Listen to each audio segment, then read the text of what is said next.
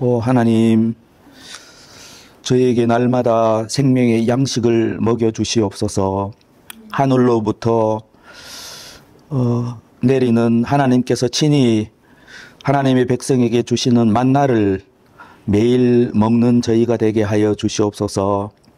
저희가 떡으로만 사는 것이 아님을 잘 알고 있습니다. 오늘도 생명의 양식을 풍족히 먹여주시기를 바라옵나이다. 또 무엇보다도 주님께서 제게 주신 은혜를 지체들과 나누기를 원하는데, 특별히 모든 지체가 정말 목회자들이 주는 양식만 받아 먹는 그런 자가 되지 않도록 하나님께서 은혜를 내려 주시옵소서.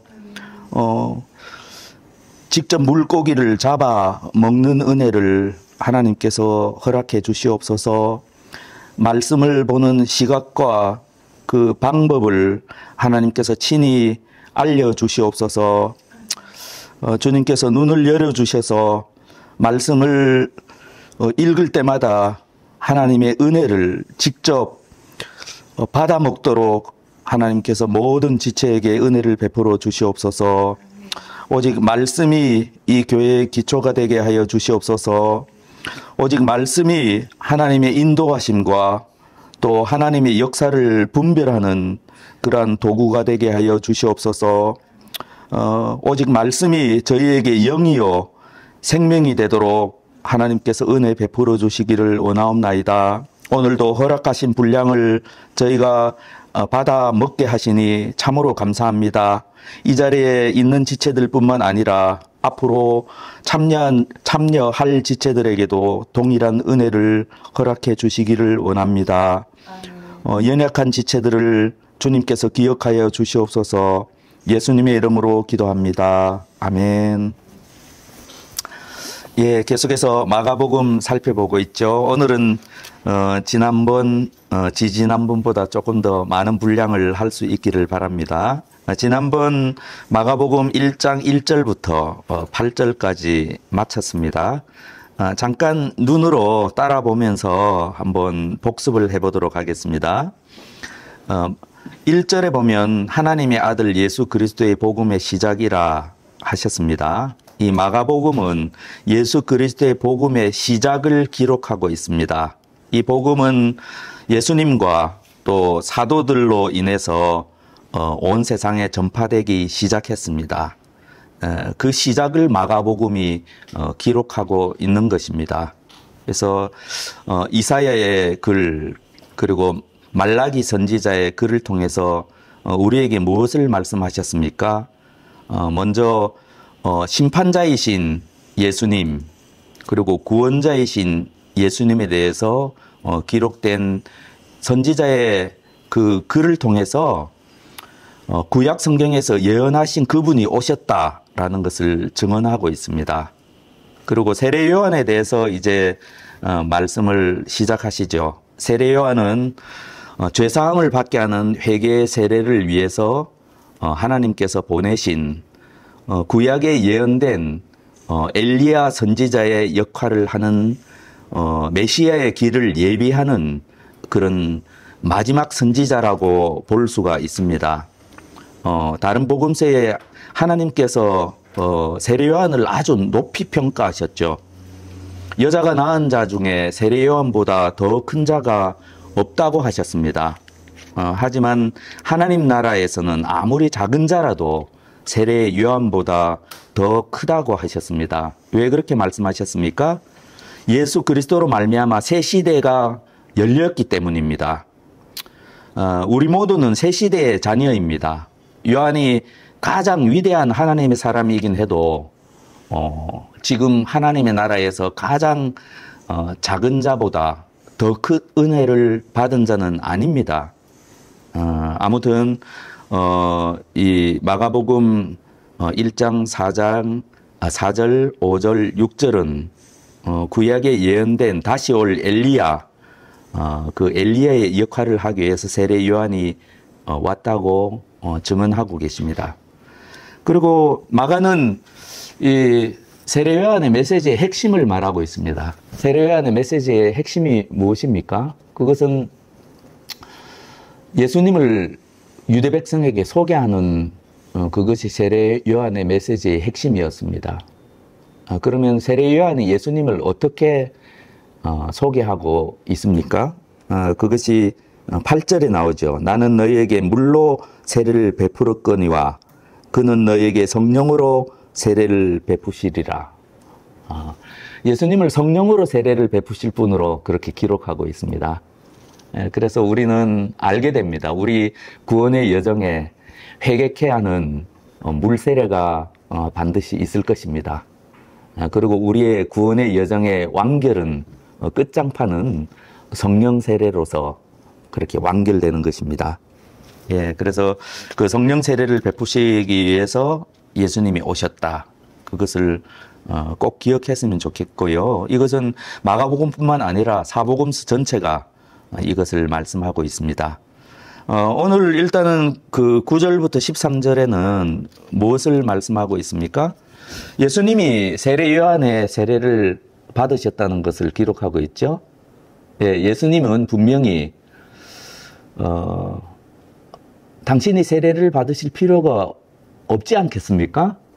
하나님의 아들이 왜 회개가 필요하고 하나님의 아들이 왜 회개케 하는 세례 요한의 세례를 받으실 필요가 있었겠습니까? 그래서 요한복음 같은 데 보면은 예수님이 세례 요한에게 나오셨을 때 아이고 아닙니다라고 그렇게 이야기를 하죠. 하지만 예수님께서 내가 이 물세례를 받는 것이 하나님의 의리를 이루는 데 합당하다라고 말씀하셨습니다. 여러 가지 많은 의미가 있겠지만 우리 같은 죄인과 똑같은 자리에 예수님께서 서신 것입니다. 이제 하나님의 백성에게 구원을 베푸실 하나님의 아들께서 우리와 똑같은 죄인의 자리에 내려가셔서 회개케 하는 그 세례 요한의 세례를 지금 받으신 것입니다. 이것을 하나님께서 기뻐하셨습니다. 그리고 이것을 하나님께서 기뻐하셨을 뿐만 아니라 이제 이 일을 통해서 예수님께서 본격적으로 구원의 사역을 펼치기 시작한다는 것을 우리는 알 수 있습니다. 그래서 여기 보면 곧 물에서 올라오실새 하늘이 갈라짐과 성령이 비둘기같이 자기에게 내려오심을 보시더니 이렇게 기록되어 있습니다. 이것이 어떤 의미겠습니까? 예수님은 성령 세례를 베푸실 분입니다. 근데 예수님께서 회개케 하는 세례 요한의 세례를 베푸셨을 때 하나님이 친히 예수님에게 성령 세례를 베푸시는 장면을 우리가 지금 보고 있는 겁니다. 예수님은 이때 성령 세례를 받으신 것입니다. 성령은 태초부터 그리고 예수님께서 태아로서 마리아의 태중에 있을 때부터 성령 충만한 분이셨습니다. 하지만 사역을 시작하실 때 하나님께서는 특별히 예수님에게 성령 세례를 지금 베풀고 계십니다. 특별히 마가복음에서는 예수님이 그것을 느끼고 보시고 인식하셨다고 그렇게 기록하고 있습니다. 예수님께서 물에서 올라오실 때 하늘이 갈라짐과 성령이 비둘기같이 자기에게 내려오심을 예수님이 보셨다라고 마가는 지금 기록하고 있습니다. 그래서 어떤 신학자들은 이 장면을 묘사하기를 왕의 대관식이다 이렇게 기록을 하고 있습니다. 그게 왕의 대관식. 예수님은 본래 어린아이일 때부터 하나님 보내신 하나님 나라의 왕 아니십니까? 하지만 본래부터 왕이 될 운명이었지만 특별히 왕으로서 하나님께서 임명하시는 그런 장면이다 라는 것을 우리가 알 수가 있습니다. 그래서 어떤 일이 있었습니까? 성령이 비둘기같이 예수님에게 내려오셨습니다. 여기 보면은 밑에 설명에 있는데요. 예수님에게 내려오셨다는 이 구절을 정확하게 해석하면 어떻게 되는가 하면 예수님 안에 내려오셨다. 이렇게 번역하는 게 더 정확하다고 밑에 그 네모칸에 설명이 있습니다. 그러니까 지금 성령이 특별히 예수님 안에 지금 내려오셨습니다. 그래서 성령께서는 이후에 예수님 안에서 작용하실 것이고, 예수님 안에서 역사하실 것이고, 예수님과 더욱 하나가 되실 것이고, 성령의 능력을 예수님을 통해서 하나님께서 하나님의 백성에게 이제 베푸시기 시작할 것입니다. 그래서 당연히 성령으로 세례를 베푸실 권세를 하나님으로부터 지금 이 순간 부여받고 계신 것입니다. 그런 중요한 의미가 있죠. 이 모든 것이 구약 성경에 예언되어 있습니다. 우리가 복음서를 읽을 때 반드시 알아야 되는 것은 모든 장면, 모든 사건, 그리고 모든 예수님의 말씀, 그리고 이스라엘 백성들의 반응, 거기에 따른 또 예수님의 반응, 이 모든 것들이 구약 성경에 다 예언되어 있습니다. 그래서 하나님의 이름으로 보내실 하나님의 아들 메시아에게 하나님께서 하나님의 영으로 충만케 하실 것이다. 이것이 구약에 예언되어 있습니다. 그래서 여기 보면은 오른쪽에 보면은 그 10절 오른쪽에 보면 이사야서 11장 2절이 있고요. 그리고 11절 오른쪽에 보면 이사야서 42장 1절이 있지 않습니까? 조그마한 글자로. 이런 구절을 이제 찾아보면, 이게 구약 성경에 예언되어 있는 거구나라는 것을 우리는 알게 됩니다. 여기서 두 구절 가운데 그 11절 오른쪽에 기록된 이사야서 42장 1절을 한번 같이 찾아보도록 하겠습니다. 나중에 시간 나실 때 꼭 그 모든 관련 구절들을 찾아보시면 됩니다. 네, 구약 성경 1018페이지입니다. 이사야서 42장 1절.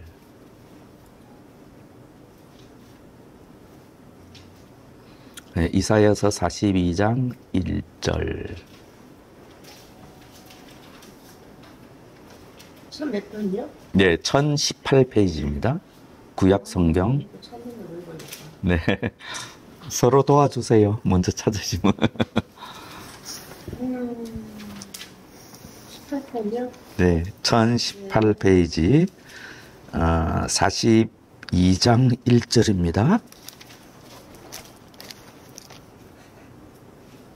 네, 제가 읽겠습니다. 내가 붙드는 나의 종, 내 마음에 기뻐하는 자, 곧 내가 택한 사람을 보라. 내가 나의 영을 그에게 주었은즉 그가 이방의 정의를 베풀리라. 이렇게 말하고 있습니다. 특별히 이 구절을 제가 찾아보라고 말씀드린 이유가 있습니다. 이것은 뭔가 하면 이것이 이제 우리가 보면 하나님께서 왜 성령 세례를 주시는가라는 것과 관련해서 중요한 원리가 이 예언에 숨어 있습니다. 하나님께서 왜 예수님에게 성령 세례를 베푸셨습니까? 이것은 온 세상을 구원하시는 하나님의 계획과 관련이 있습니다.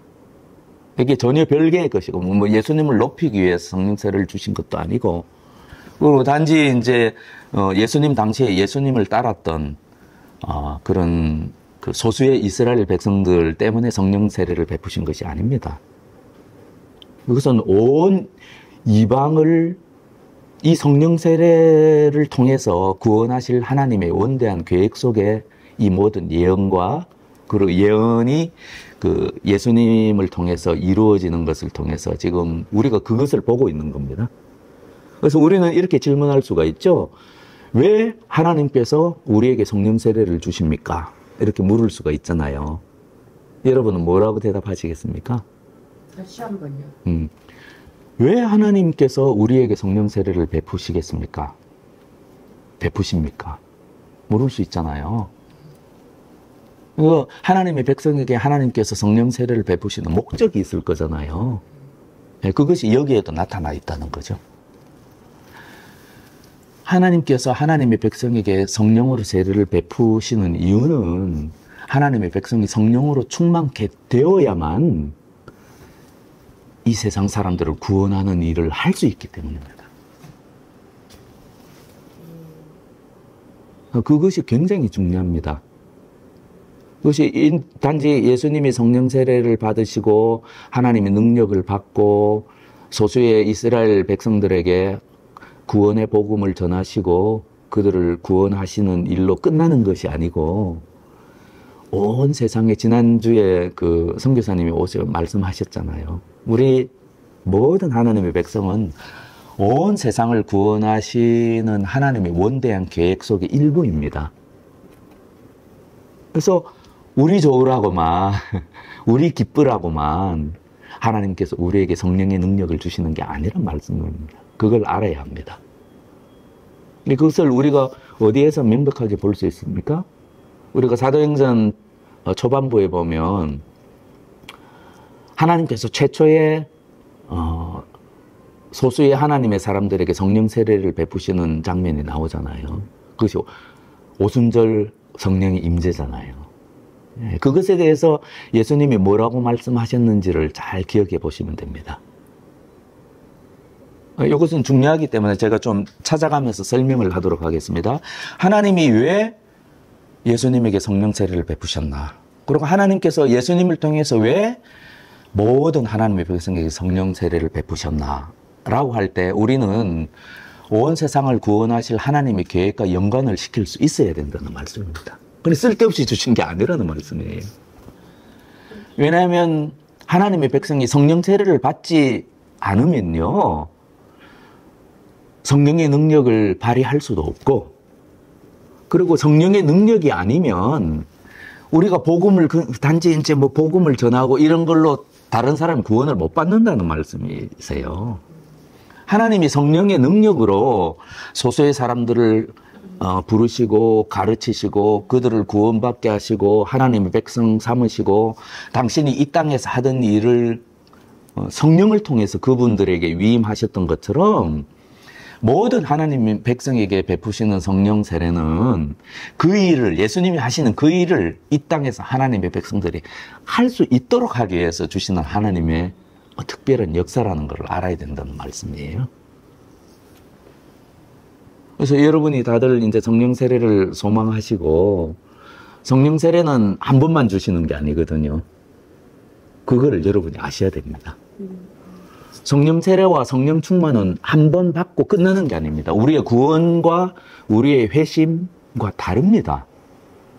그래서 때때로 하나님께서 필요하실 때 성령 세례를 허락하시고 성령으로 충만케 하시고 하나님의 능력을 부여하시고 그 일을 하도록 하시고 하나님의 권세로 말하게 하시고 하나님의 권세로 다른 사람을 구원케 하시고, 그때 성령 충만한 하나님의 백성의 그 말은 그 사람 말이 아니라 하나님의 말입니다. 그리고 성령 충만한 하나님의 백성께서 다른 사람에게 그 안수를 베풀 때 그 안수를 베푸시는 분은 그 하나님의 백성이 아니고 그 안에 거하시는 성령님이십니다. 그 일들이 사도행전을 통해서 계속 일어나는 것을 우리는 보고 있고, 우리가 지금 시대에는 그런 일들을 자주 볼 수 없지만 보이는 가운데, 보이지 않는 가운데 그 일들은 계속해서 이루어지고 있습니다. 지금도. 그래서 그것이 이제 마지막 끝에 하나님께서 불러 모으신 하나님의 그 백성들이, 우리가 마지막 그 요한계시록 그 7장 9절인가요? 거기 보면 마지막 날에 하나님의 백성들이 이 세상에 존재했던 모든 선택하신 하나님의 백성들이 불러 모아집니다. 불러 모아지죠. 그럼 어떻게 하겠습니까?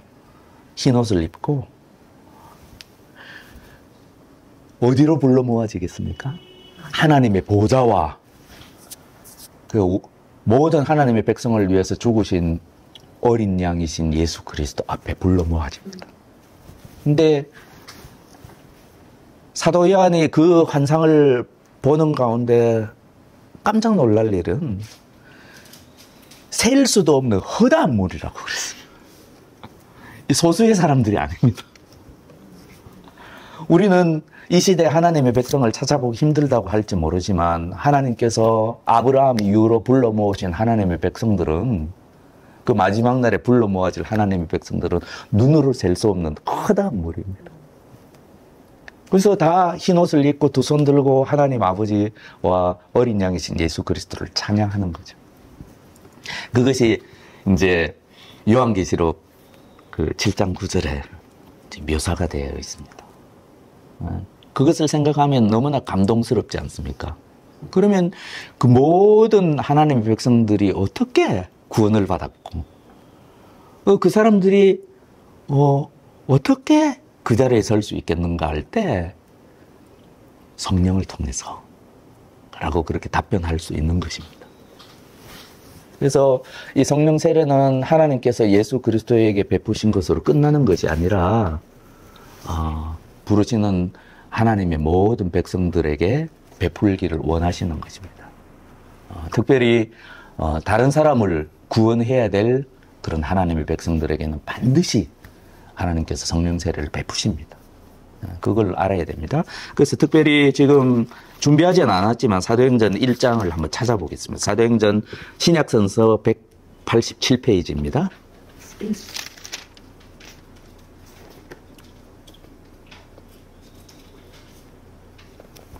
굉장히 중요한 말씀입니다. 이게 하나님의 187장 사도행전 1장 네, 4절부터 좀 보겠는데요.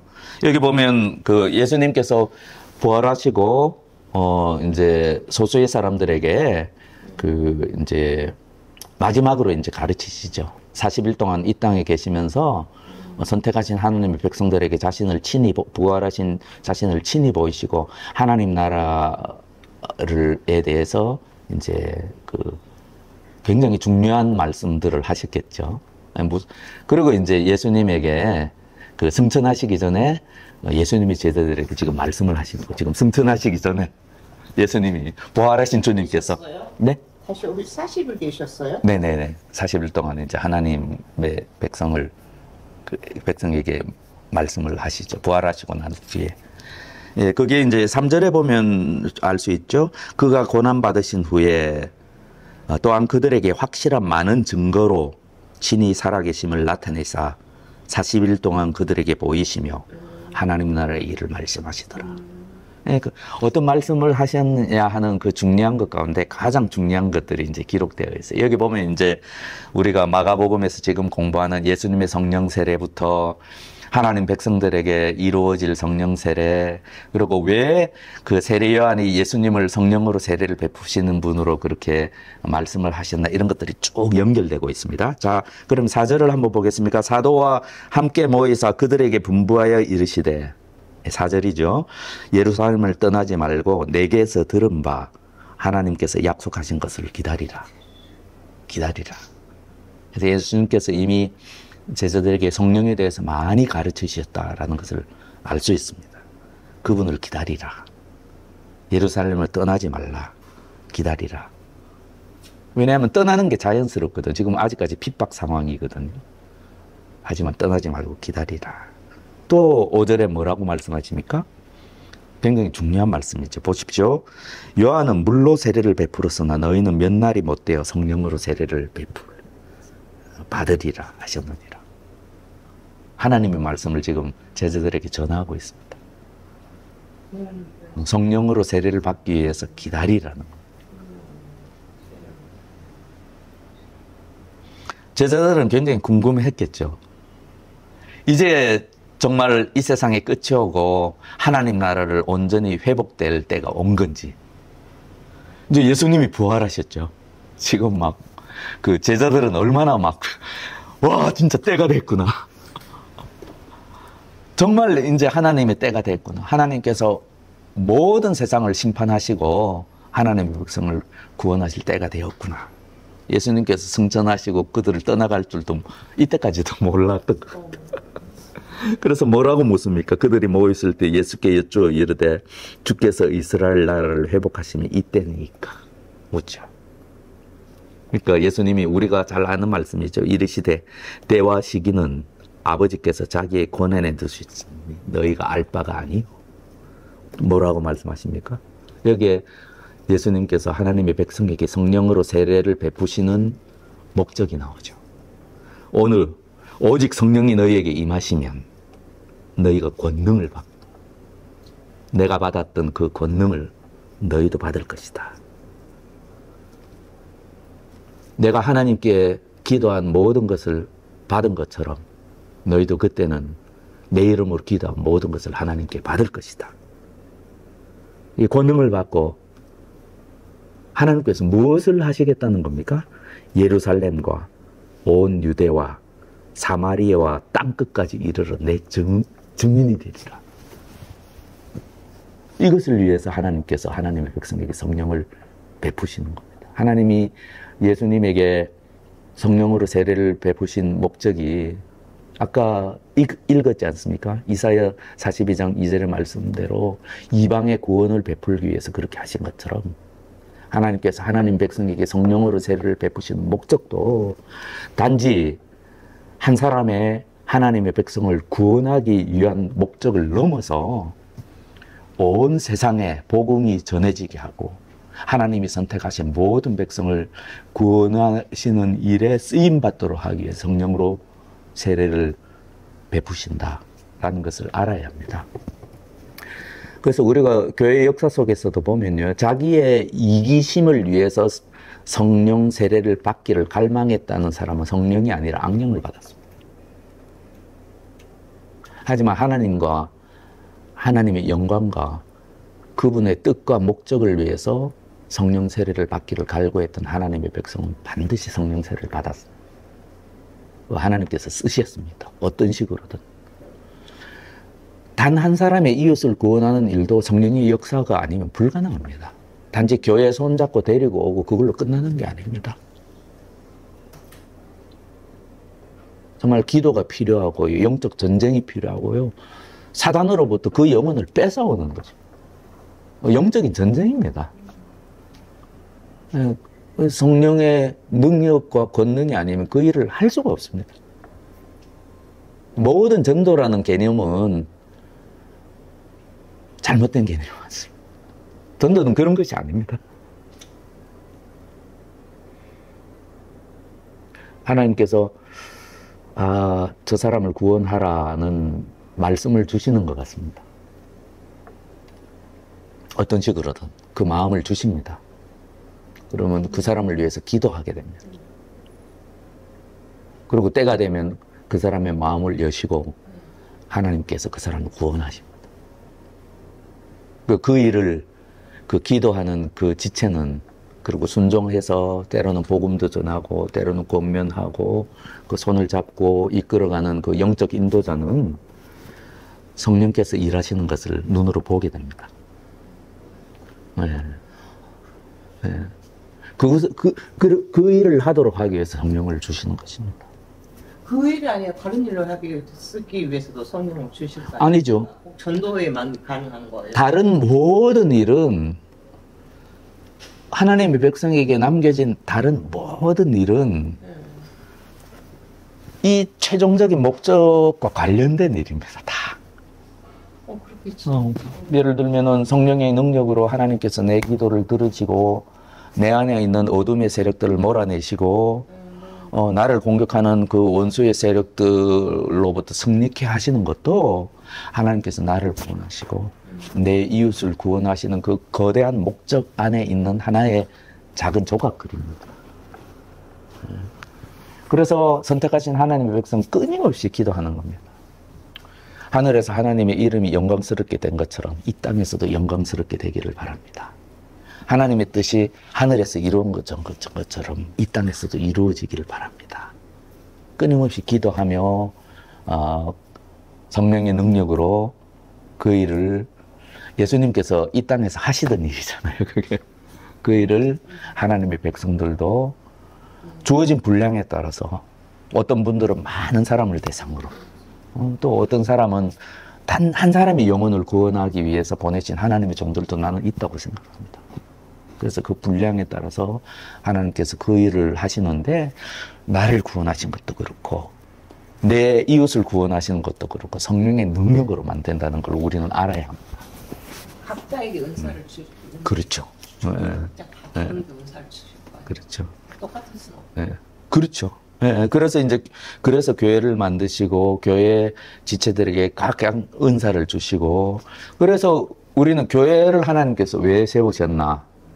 라는 그 하나님의 거대한 계획 속에 구원의 방주 역할을 하도록 교회를 세우셨다는 걸 알 수 있죠. 그 교회를 세우기 위해서 어떤 사람은 사도로 부르시고, 어떤 사람은 선지자로 부르시고, 어떤 사람은 성경을 가르치는 교사로 부르시고, 또 어떤 사람은 각종 봉사하는 은사로, 어떤 사람은 예언의 은사로, 어떤 사람은 기도의 은사로, 어떤 사람은 남을 권면하고 격려하는 은사로 이렇게 우리 모두를 부르시는 것이죠. 그걸로 다 연결되어 있는 거죠. 그렇죠. 모든 것이 다 연결되어 있고 모든 것은 하나님께서 예수 그리스도를 이 땅에 보내신 최초의 목적이 이루어지도록 하는 그 일에 모든 하나님의 백성들이 쓰임받기 위한 것이죠. 그래서 우리는 여기서 제가 강조하고 싶은 것은 모든 하나님의 백성은 하나님의 큰 그림을 볼 필요가 있습니다. 하나님의 큰 그림. 그리고 마지막 날에 하나님께서 불러 모으실, 우리 눈에는 하나님의 진정한 백성들을 찾기가 너무 힘들지라도 마지막 날에 뭐라고 되어 있습니까? 요한계시록 7장 9절인가요? 한번 찾아보도록 하죠. 여러분, 너무너무 사랑스러운 구절이고 이 구절은 정말 외우고 싶을지도 모르겠습니다. 제가 요한계시록 7장 9절입니다. 405페이지, 신약성경 405페이지입니다.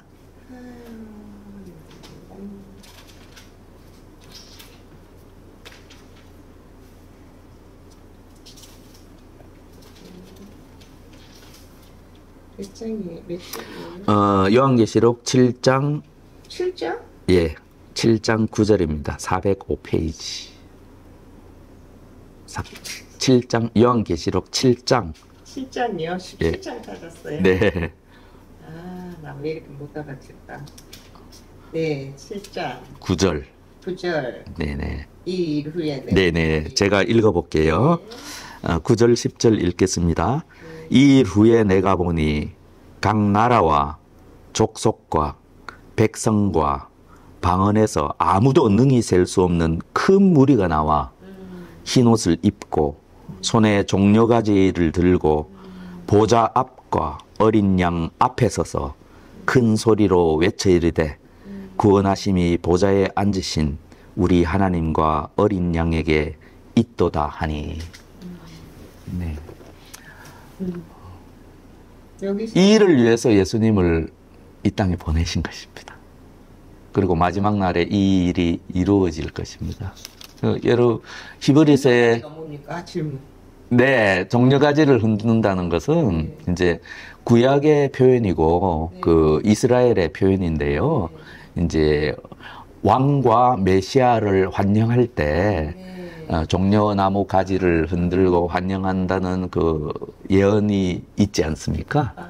그래서 이제 예수님께서 나귀를 타고 예루살렘 성에 입성하실 때 아이와 어른과 남녀노소가 호산나 하며 종려나무 가지를 들고 예수님을 송축할 때 그때 이제 그 장면을 보고 그 예수님의 제자들은 구약의 예언들이 이루어지고 있구나. 아니, 저는 종려나무라는 게 어떤 나무냐고요? 저도 식물에 대해서 잘 모르겠습니다. 한번 뭐 나중에 한번 제가 알아볼게요. 버들강아지 이런 게 아니라. 뭐 버드나무 뭐 그런 느낌이 나는데 모르겠습니다. 여러분 한번 찾아서 다음에 저에게 가르쳐 주십시오.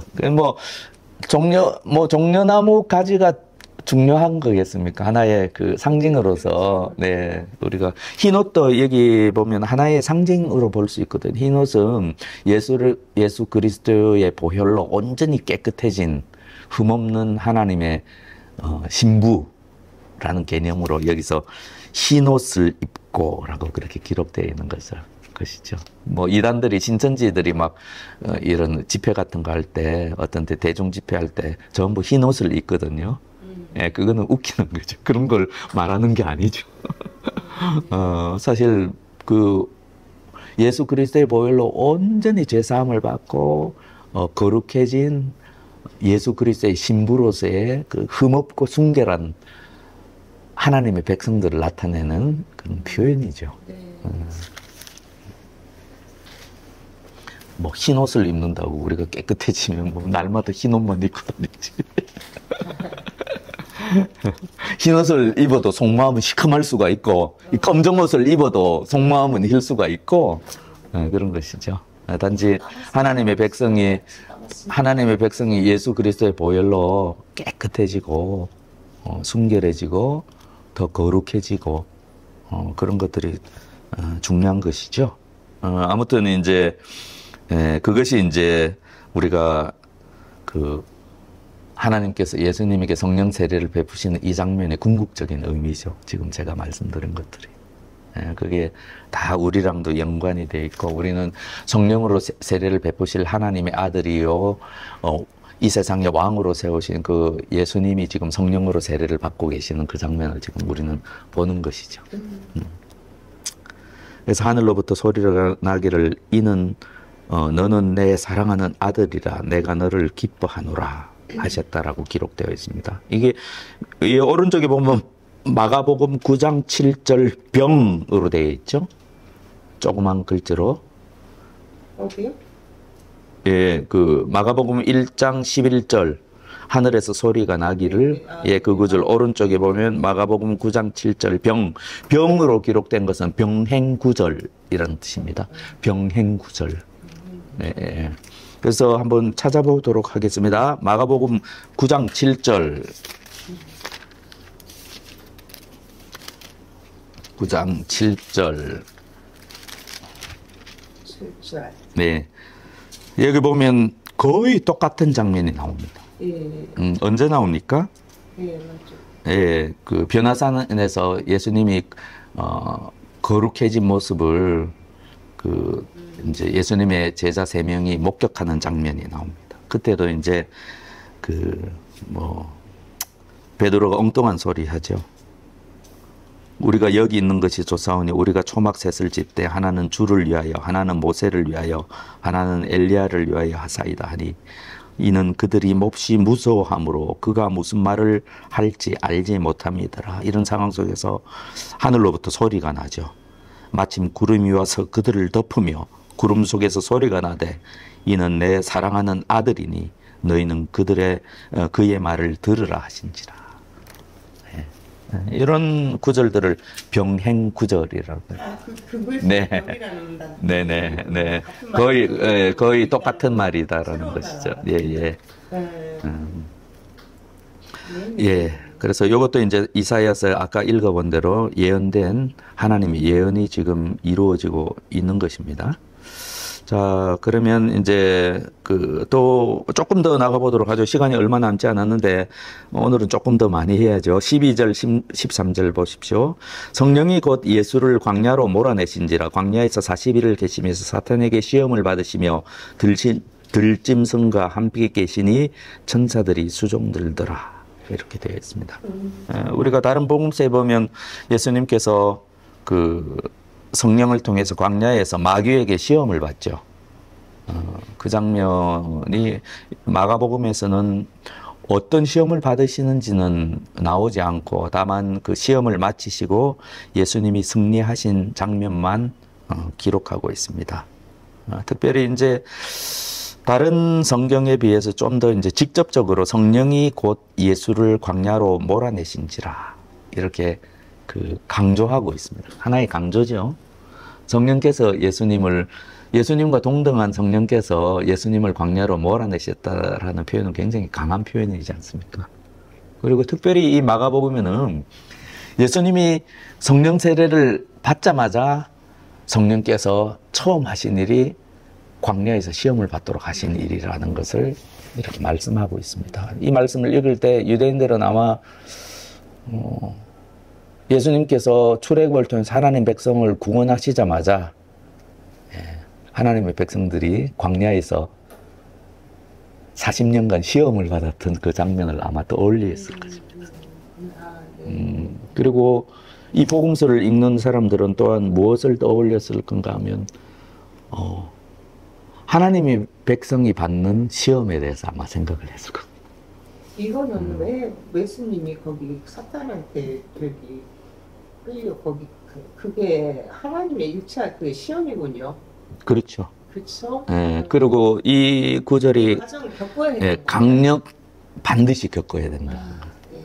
반드시 겪어야 된다. 여기서 이제 강조점은 마가의 특별한 강조점이죠. 반드시.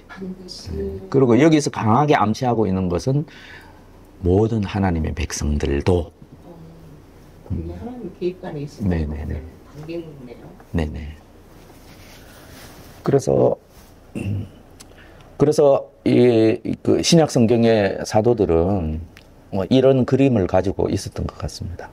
예수님께서 성령 세례를 받자마자 광야에서 시험을 받은 것처럼 하나님께서 그 이스라엘 백성을 출애굽시키자마자 광야에서 시험부터 먼저 하셨던 것처럼 우리 모두도 예수님이 받으셨던 모든 하나님의 백성들이 받으셨던 그 시험을 반드시 받고 있다. 라는 그것을 전제로 하나님이 허락하시는 시험에 대해서 쭉 교훈들을 베푸시는 것을 우리는 알 수 있습니다. 그래서 우리가 성령으로 세례를 받는 것이 누가복음에 의하면 그 하나님께서 하나님의 자녀에게 허락하시는 가장 그 좋은 것이라고 표현하고 있는데 우리 인간 경험으로 보면 좋은 것만 있는 것은 아니라는 것을 알 수 있습니다. 예, 성령께서 강하게 역사하시면 마귀도 똑같이 강하게 역사합니다. 그것이 모든 하나님의 백성들의 경험입니다. 그래서 우리가 믿을 만한 신앙 선배들의 글이나 그분의 자서전이나 전기 보면 그것은 필수적인 과정이다. 그래서 반드시 성령을 구하는 모든 하나님의 백성들은 이것을 먼저 알아야 하는 것이죠. 그래서 여기 보면은 그 관련 구절 한번 이것도 찾아보겠습니다. 여기 13절 보십시오. 광야에서 40일을 계시며 사탄에게 시험을 받으시며 여기 보면 오른쪽에 작은 글자로 히브리서 4장 15절이라고 되어 있죠. 그래서 이 구절을 찾아보겠습니다. 히브리서 4장 15절.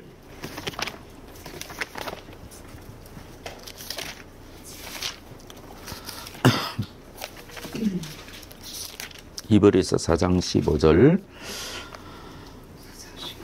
네.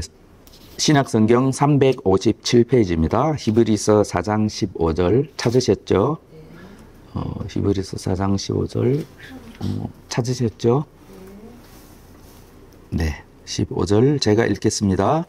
우리에게 있는 대제사장은 우리의 연약함을 동정하지 못하실 이가 아니요 모든 일에 우리와 똑같이 시험을 받으신 이로되 죄는 없으시니라. 여기서 우리에게 있는 대제사장은 누구를 가리킵니까? 네, 대제사장 대신 우리를 위해서 대제사장의 역할을 수행하셨고 지금도 수행하고 계시고 그래서 우리를 위해서 끝없이 기도하고 계시는 우리 주님은 우리의 연약함을 동정하지 않는 분이 아니라는 거죠. 왜냐하면 그분 당신도 죄인의 자리에서 연약한 육신을 입으시고 우리가 받고 있는 이 모든 시험을 직접 다 받으셨다는 거죠. 그분의 경험 가운데, 그분의 뇌리 가운데, 그분의 기억 가운데 우리가 받았던 모든 종류의 시험들이 다 있다는 거죠. 그래서 너 시험 받고 있냐? 열심히 해봐. 이렇게만 하시는 분이 아니라는 거죠. 우리를 공감하시고 동정하시고 우리가 시험으로 괴로워하고 고난받고 있을 때 우리를 위해서 기도하고 계시는 분이에요. 왜? 예수님이 다 겪은 시험이기 때문에. 그걸 예수님을 따르는 모든 하나님의 백성들도 그 시험을 받고 있기 때문에. 그래서 최근에 제가 깨닫는 바는 하나님의 백성이 더 순결한 하나님의 백성이 되기 위해서는 하나님께서 우리의 마음을 이렇게 표현해도 어떨지 모르겠지만 그거 이제 우리 믿음의 그 선배들의 그 글에 있는 표현이니까 우리의 마음을 성찬식 때 나누는 붓으로는 그 당시에 옛날 성찬식이 직접 이 빵을 찢었거든요. 찢어서 나눠줬거든요. 지금은 그냥 이렇게 잘라진 걸 주죠. 나는 이게 좋다고 생각합니다. 빵을 찢어가지고 이 찢어진 예수 그리스도의 몸을 상징하거든요. 하나님께서 친히 우리의 마음을 그토록 부스러뜨리지 않고는 온전히 예수 그리스도와 연합할 수 없다. 라는 그 진리가 내 마음에 들어오더라고요. 반드시 선택하신 하나님의 백성에게는 그런 과정을 겪게 하십니다. 그렇게 하지 않고는 하나님의 아들도 고난을 통해서 하나님의 아들로서 순종함을 배워야 했거든요. 히브리서에서 말씀하시지 않습니까? 그분도 배우셔야 했다면 똑같이 하나님의 양자된 하나님의 자녀된 우리들도 그걸 배워야 합니다. 순종을.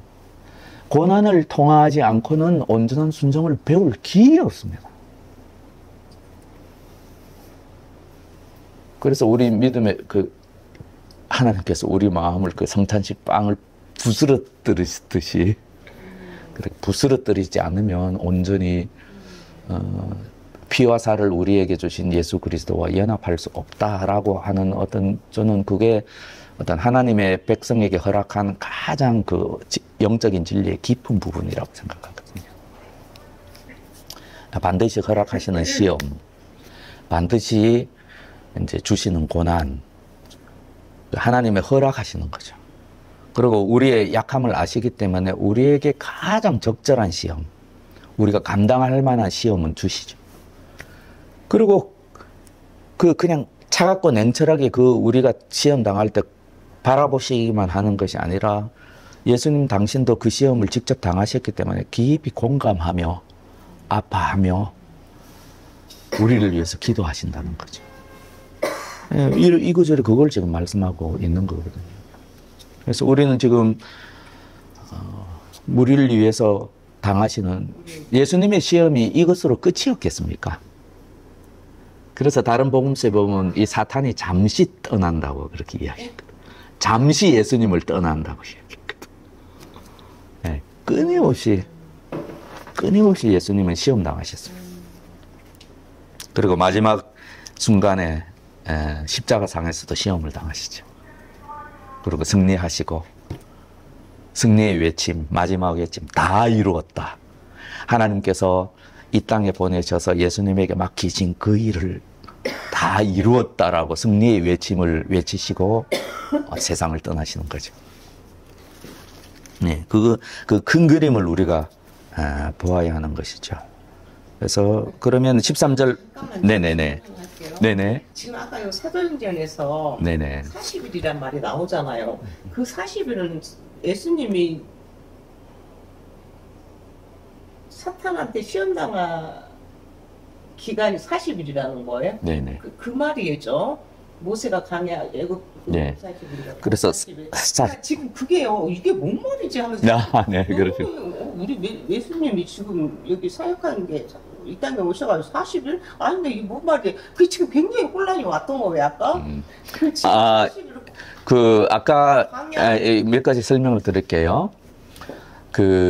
우리가 여기에 보면, 이 오른쪽에 보십시오. 40일. 그래서 이제 여기 보면 잘 돼 있는 거죠. 40일 하면, 41이라고 괄호가 되어 있죠. 한번 보십시오. 13절 오른쪽에. 어떤 거, 이거요? 네네. 13절. 예, 마가복음. 예. 제가 잠깐 지금 헷갈리는 네네네. 멘붕이 온 거예요. 네네네.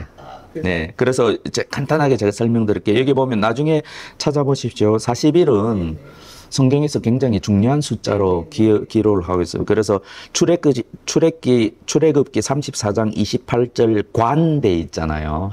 지난주에 제가 설명을 드렸어요. 관은 관련 구절이라는 말이잖아요. 그래서 관이라고 되어 있을 때는 출애굽기 34장 28절만 찾아보지 말고 거기에 있는 관련 구절들을 다 찾아보라. 그러니까 거기에 보면 쭉 40일에 대한 이야기들이 나옵니다. 그래서 이스라엘 백성을 출애굽시키시고 광야에서 40년간 이제 40이 나오잖아요. 그리고 아까 말씀하신 예수님이 부활하시고 이 땅에서 40일간 제자들에게 예. 사역하셨어요. 네, 40일간. 40일간 사탄한테 시험 당한 거잖아요. 그거는 40일간 또 사탄에게 시험 당한 것도 40일이고. 그리고 예수님이 부활하신 후에 부활하신 후에. 후에 승천하시기 전 기간이 40일이라는 거죠. 네. 제자들에게 나타나고. 네네네네. 나타나고, 예. 그 말이 아까 사도행전. 계셨던 거예요. 네, 40일 동안. 네, 거기도 40일이 나오죠.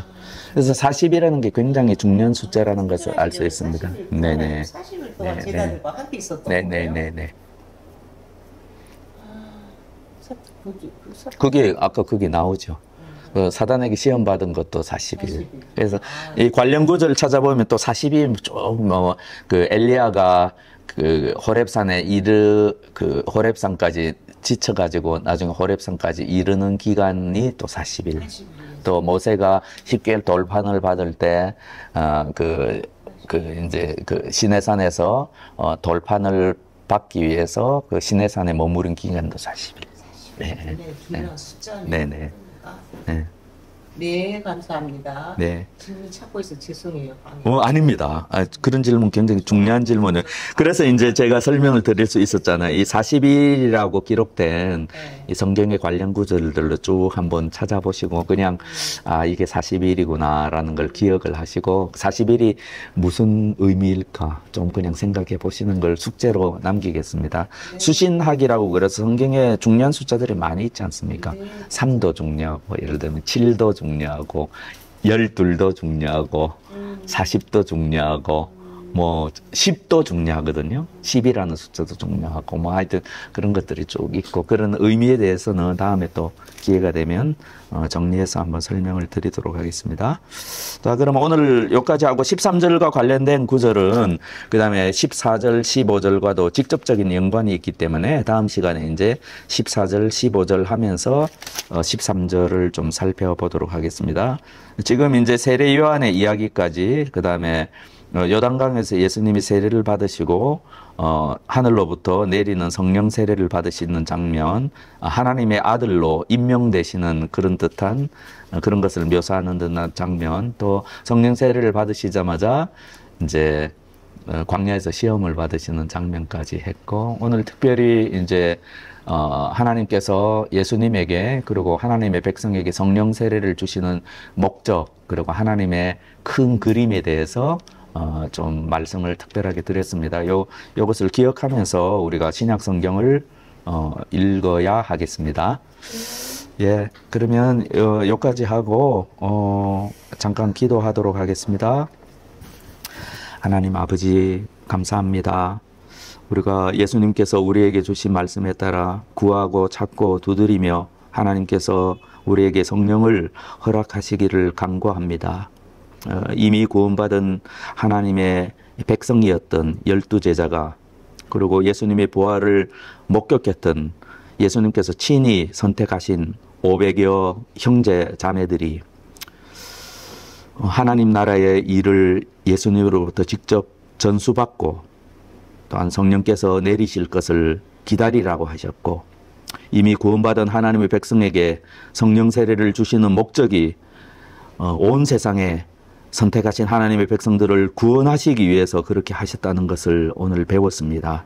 주님, 이 말씀을 기억하도록 그리고 우리에게 적용하도록 그리고 우리가 성령을 간구하되 성령의 충만함과 하나님께서 성령의 권능을 우리에게 허락하실 것을 간구하되 하나님의 뜻과 목적을 떠나서 하는 것이 아니라 하나님의 온전하신 뜻과 목적이 이루어지도록 하는 일에 우리가 쓰임받기 위해서 그러하다는 것을 특별히 기억할 수 있도록 도와주시기를 원하옵나이다.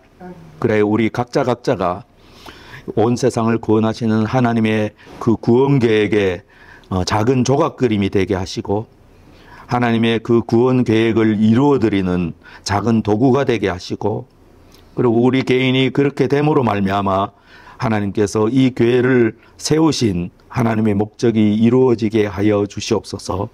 저에게 성령의 권능을 허락하시어 예수 그리스도께서 이 땅 위에서 백성들을 구원하시던 그 일을 우리도 할 수 있게 하시고 우리로 하여금 성령의 능력으로 하나님께서 친히 선택하신 하나님의 백성들을 구원하시는 그 일들을 우리의 눈으로 목도할 수 있도록 경험할 수 있도록 우리에게 큰 축복을 허락해 주시기를 원하옵나이다. 감사드리며 예수 그리스도의 이름으로 기도하옵나이다. 아멘.